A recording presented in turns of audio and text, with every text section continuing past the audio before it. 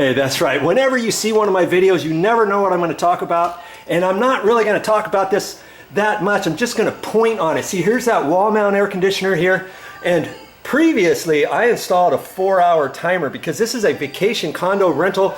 You turn the power on here. I fished a wire. I drilled a hole through the stud here, put a cut-in box here, took this box out, fished the wires from here over to here, put a cut-in box here, took that box out, put another cut-in box there, ran the wire through here, wired all that up. Yes, of course, all of that stuff is on my YouTube channel. You just got to find it is all. But if you want to control your electricity bills, if you got a vacation condo rental, this is the way to do it. Yeah, in the middle of the night, somebody's going to have to get up and turn the air conditioner on. But hey, if you got ceiling fans, you tell someone, hey, just turn the air conditioner on for 4 hours. If you have jalousie windows, see these windows here open. There's little handles right here. See, and then that twists the windows open.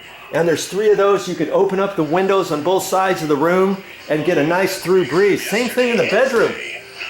And see, in the bedroom, they've got the ceiling fan on, and you can open up those windows. You can come across here in the bathroom, you can pull up that blind, and there's other jalousie windows there. Jalousie windows means the little window slats that you can tilt and twizzle open. Okay? And that's why I opted for the 4-hour timers. I think they have 6-hour timers, 10-hour timers, 12-hour timers, 2-hour timers.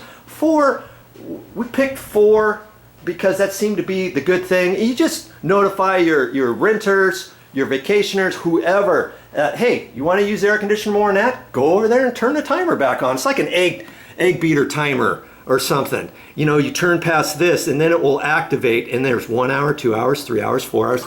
And then you can still control your air conditioner with a little handheld remote like this. This is the LG hand remote. Oh, this says Kenmore on it.